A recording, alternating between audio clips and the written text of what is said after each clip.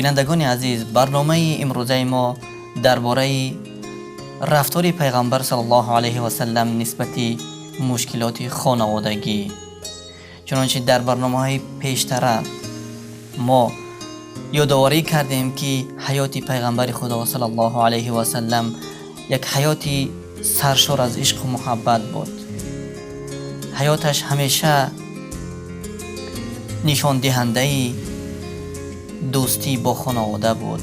حیاتش نشان دهنده همیشه نشان دهنده مهر و محبت نسبت خانوادهشان بود.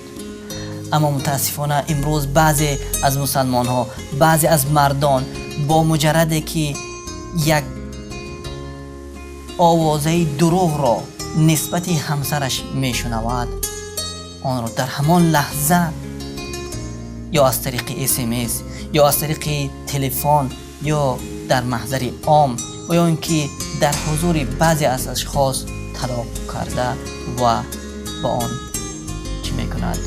یعنی با اسم مصطلحی امروزه ما جوابش را میدهد.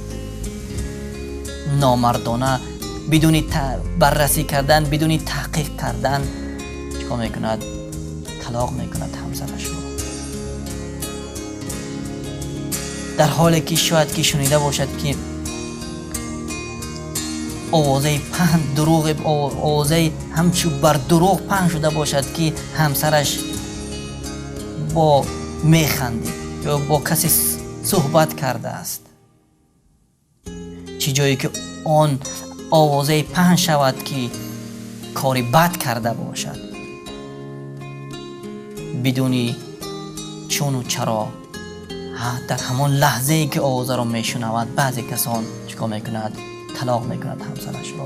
اما پیغمبر خدا صلی الله علیه و سلم با شنیدن چنین آوازه صبر کردند، با شنیدن چنین آوازه کوشش کردند که تحقیق و بررسی کنند که آیا این آوازه درست است یا اینکه نه، آیا این تهمت است، آیا این واقعیت دارد یا که نه.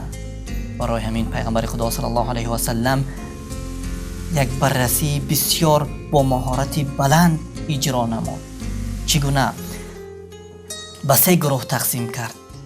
اولین گروه جوانها. از جوانها کی را پرسید؟ اسامه رضی الله عنه و علی رضی الله عنه. بعد از گذشتن 27 روز پیغمبر خدا صلی الله علیه و سلم اسامه را طلب کرد و گفت که یا اسامه ارأیت شیئا ان عائشه یریبک؟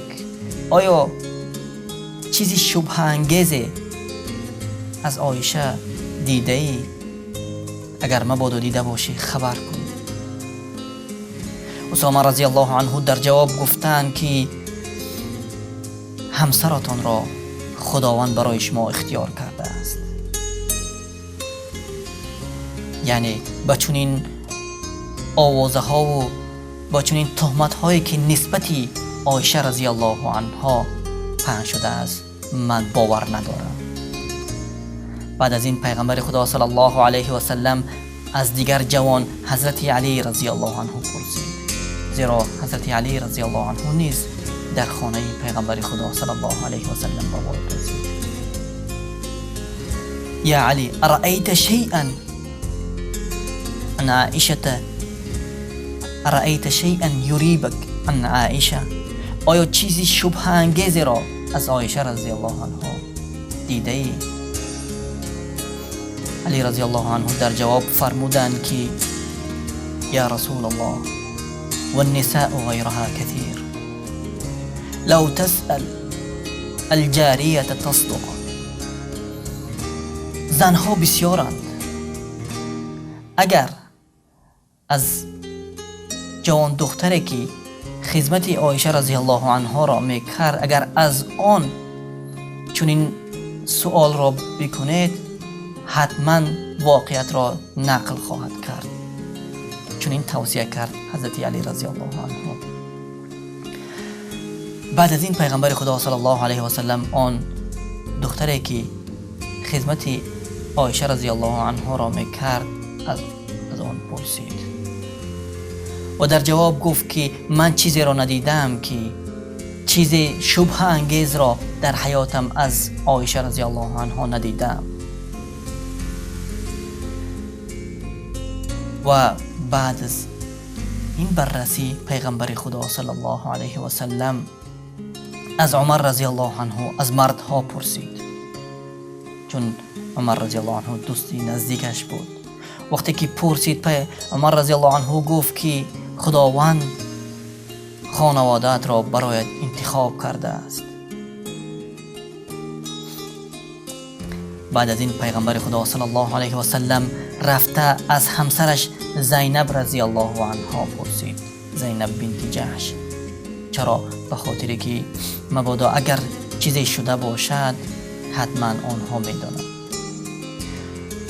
و زینب رضی الله عنها در جواب فرمود که یا رسول الله انما احمی سمعی و بصری.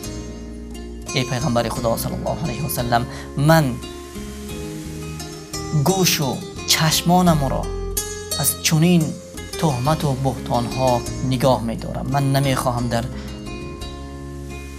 در موردی چنین تهمت و بهتان دروغ صحبت کنم.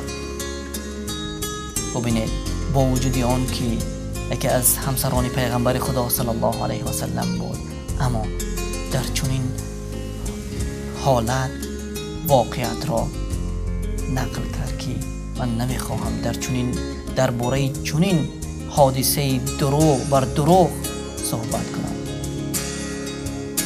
بعد از این بررسی پیغمبر خدا صلی الله علیه و سلم تمام مسلمان ها را در مسجد جمع کرد و بر منبر برآمد و گفت: یا معشر المسلمین، من یعذرنی فی رجل قد بلغ اذاه فی اهلی، فوالله لقد ذكروا رجلا ما دخل على اهلی الا معی.